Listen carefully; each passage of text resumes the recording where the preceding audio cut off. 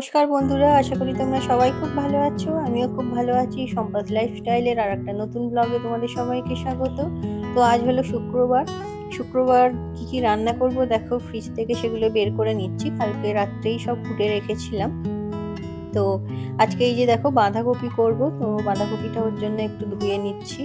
আর এই প্লাস্টিকটার মধ্যে কিছু কুমড়ো শাক কেটে রেখেছিলাম কাল, তো শাকটা দিয়ে একটু পোস্ত করব। আর মাছ আছে, মাছের ঝাল করব, একটু ডালও অবশ্য করতে হবে। তো দেখো প্রথমেই বাঁধাকপিটা বসিয়ে দিয়েছি। বাঁধাকপি আমি আজকে আগে সেদ্ধ করব না, আগে না বাঁধাকপির তরকারি যখন করতাম আগে বাঁধাকপিটা সেদ্ধ করে নিতাম, তো তাতে দেখতাম টেস্ট খুব একটা ভালো হয় না। তো আজকে ভাবছি এই যে কড়াতেই মশলা দিয়ে কষিয়ে রান্না করব, যাতে খেতে ভালো হয়। দেখো প্রথমে জিরে আর তেজপাতা শুকনো লঙ্কা ফোড়ন দিয়ে দিয়েছিলাম। তারপরে এই যে আলু আর টমেটো দিয়ে একটু ভেজে নিচ্ছি, তারপরে বাঁধাকপিটা দেব। আর এখানে আদা জিরে বাটা একটু দিয়েছি, হলুদ গুঁড়ো দিয়েছি, কাশ্মীরি লঙ্কার গুঁড়ো দিচ্ছি রঙের জন্য। আর কিছুই দেব না, তো মশলাটাকে একটু সামান্য কষিয়ে নেব। নুনটা আমি এখনই দিয়ে দিয়েছি, পরে আর দেব না। তো দেখো মশলাটা ভালো করে কষিয়ে নিচ্ছি। বাঁধাকপিগুলো গতকাল কেটে রেখেছিলাম, খুব সরু সরু করে কেটেছি যাতে সেদ্ধ হতে সুবিধা হয়। তো বাঁধাকপিটা দেখো দিয়ে দিচ্ছি আমি আগে। বাঁধাকপি থেকে তোমরা সবাই জানো প্রচুর জল বেরোয়। তো আজকে রান্নাটা আমি সেই বাঁধাকপির জল দিয়েই করব, এক্সট্রা বাইরে থেকে কোনো জল দেব না। তো দেখো এই যে বাঁধাকপিটা ভালো করে মশলার সঙ্গে মিশিয়ে দিলাম, দিয়ে এটা চাপা দিয়ে রাখবো। চাপা দিয়ে দিয়েই এটাকে রান্না করব। আর এদিকে দেখো মাছ ভাজা হয়ে গিয়েছিল, মাছটাও বসিয়ে দিলাম। কাল রাত্রে অনেক বাসন এখানে গামলার মধ্যে রাখা ছিল, সেগুলো তুলে নিচ্ছি, না হলে নতুন বাসনগুলো মেজে আর রাখার জায়গা পাবো না।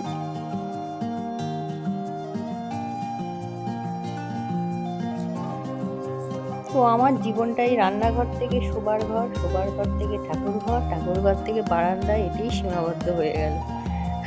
অবশ্য শুধু আমার নয়, সমস্ত হাউস ওয়াইফদের একই হয়তো অবস্থা। আমরা মেয়েরা এইভাবেই হয়তো বেঁচে আছি, তাই না বলো? ভোর 5টা থেকে রাত 12টা পর্যন্ত অক্লান্ত পরিশ্রম করে যায় বিনা পারিশ্রমিকে। তাই এই পরিশ্রমটা ঠিক কাজের পর্যায়ে ধরাই হয় না।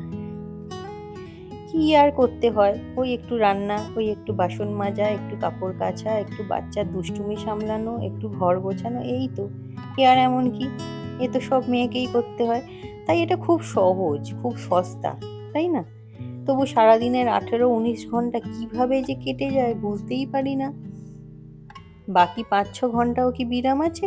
এই বাচ্চার ঘুম ভাঙলে তাকে জল দিতে হবে, ঠান্ডা লাগলে তার গায়ে চাদর চাপা দিতে হবে, গরম লাগলে পাখাটা বাড়িয়ে দিতে হবে।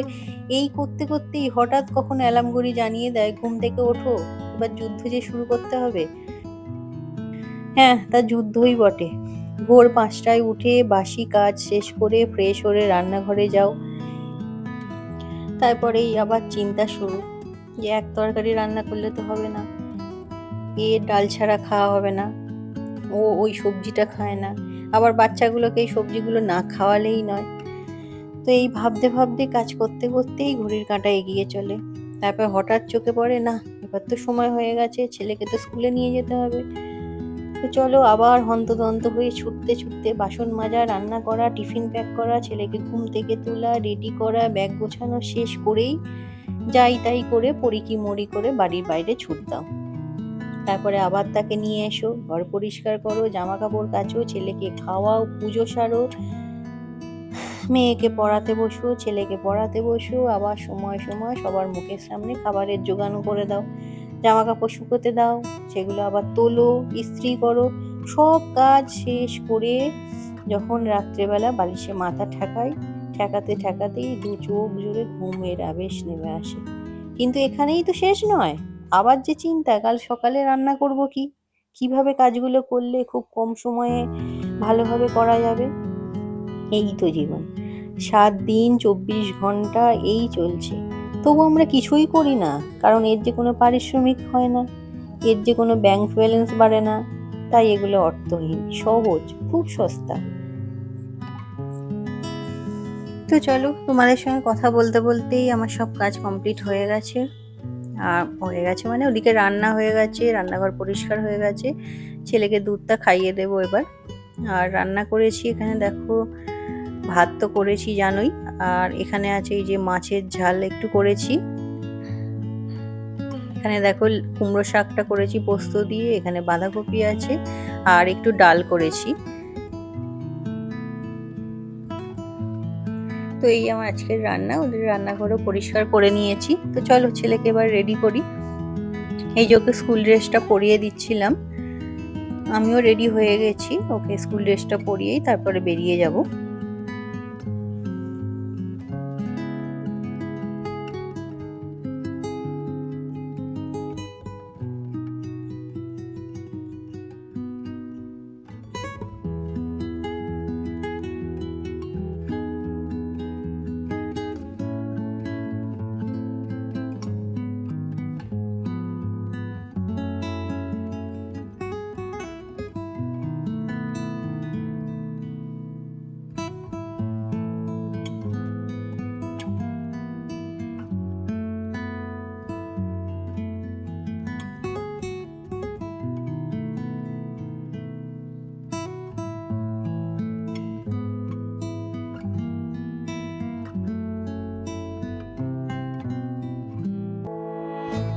তো ছেলেকে স্কুলে দিয়ে চলে এসেছি। এই যে বাড়িতে এসেছি, দেখো গাছগুলোতে আজকে দেখলাম অনেক ফুল ফুটেছে, আর আকাশে আজকে খুব ভালো রোদও উঠেছে।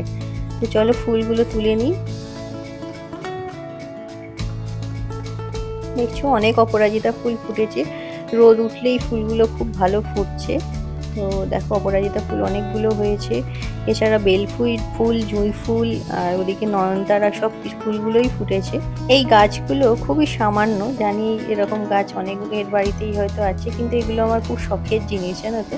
তোমাদের একটা জিনিস দেখাই, এই যে দেখো এখানে করলা গাছ লাগাইনি ঠিক, করলা আনা হয়েছিল, সেই পাকা যে করলাগুলো তার বীজগুলো এখানে ফেলেছিলাম এই টবের মধ্যে। তো দেখো কি সুন্দর গাছ হয়েছে এবং অনেকগুলো করলা হয়েছে। তো এগুলো দেখে সত্যি মনে খুব আনন্দ হয়, কারণ এগুলোর পিছনে অনেক পরিশ্রম করি আমি, তো পরিশ্রমের যখন ফল পাওয়া যায় আনন্দ হওয়াটাই খুব স্বাভাবিক। আর এখানে একটা গাছ দেখাই, দেখো এটা হলো ধুতুরা গাছ। এটা আমার মামা শ্বশুর সেদিন এসে লাগিয়ে দিয়ে গেছে। গাছটা দেখছি বেশ বড় হয়ে গেছে এই কদিনেই। তো এই গাছগুলো আমার খুব শখের জিনিস বলতে পারো। তো এসে দেখলাম অনেকগুলো বোতল ফাঁকা পড়ে আছে, জল ভরা হয়নি, তো বোতলগুলোতে দেখো জল ভরে নিচ্ছি। তারপরে বাবানের জন্য টিফিনটা করব, টিফিন এখনো রেডি হয়নি। আজকে ভাবছি টিফিনে একটু পরোটা আর আলু ডিম ভাজা করে দেব। তো দেখো প্রথমে আলু ভাজাটা এখানে বসিয়ে দিচ্ছি, আটা দিয়েই পরোটা করে দেবো, আটাটা এখনো মাখা নেই। তো আলুটা বসিয়ে দিই প্রথমে, তারপরে আটাটা মেখে নেবো।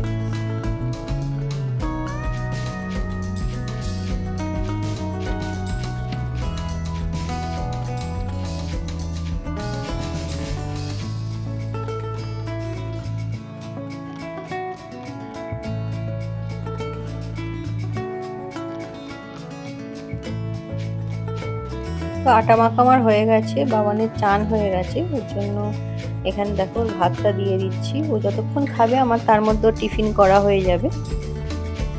তো ওকে ভাতটা বেড়ে দিচ্ছি।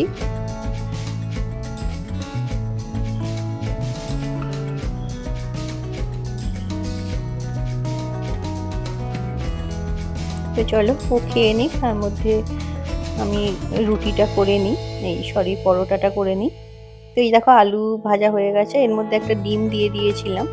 তো ডিমটাও দেখো এর সঙ্গে মিশে গেছে, বেশ ভালোই ভাজা হয়েছে, দেখতেও খুব সুন্দর লাগছিল। তো পরোটাটা আজকে করে নিচ্ছি এইভাবেই, 3 কোনা করেই করছি।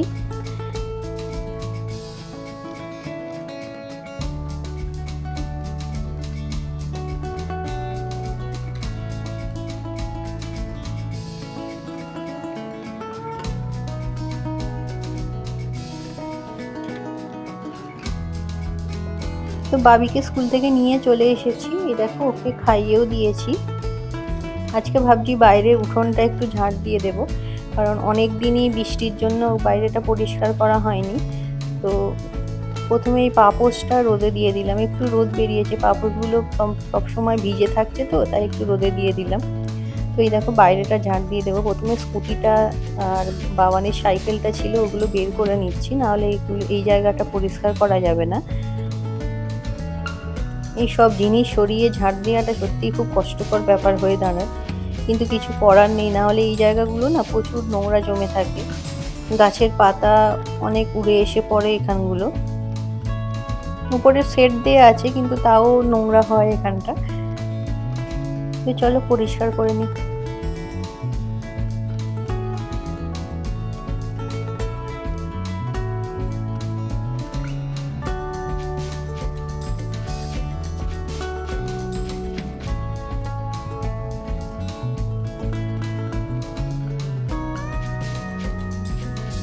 তো এই টবের নিচেগুলো প্রচুর শুকনো পাতা জমেছিল দেখলাম, আর মাটিও জমেছিল। তো সেই টবগুলো সরিয়ে ওর জন্য ভালোভাবে পরিষ্কার করে নিচ্ছিলাম।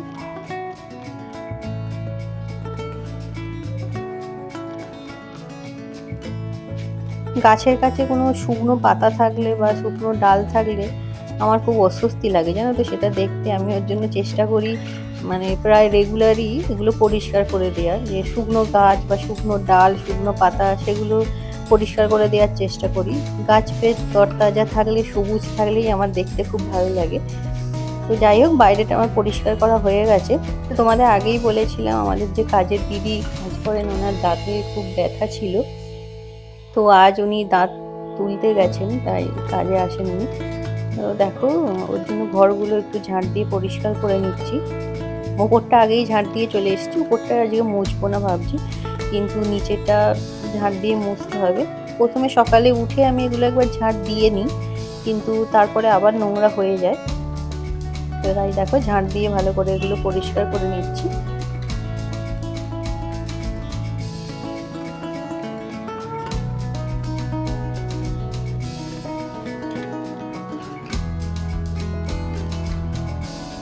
তো আমার আজকের ব্লগটা এইটুকুই। আশা করি তোমাদের ভালো লেগেছে। যদি ভালো লেগে থাকে অবশ্যই একটা লাইক করে দিও, আর চ্যানেলটা সাবস্ক্রাইব করে দিয়ে আমার পাশে থেকো। সবাই ভালো থেকো, সুস্থ থেকো, টাটা।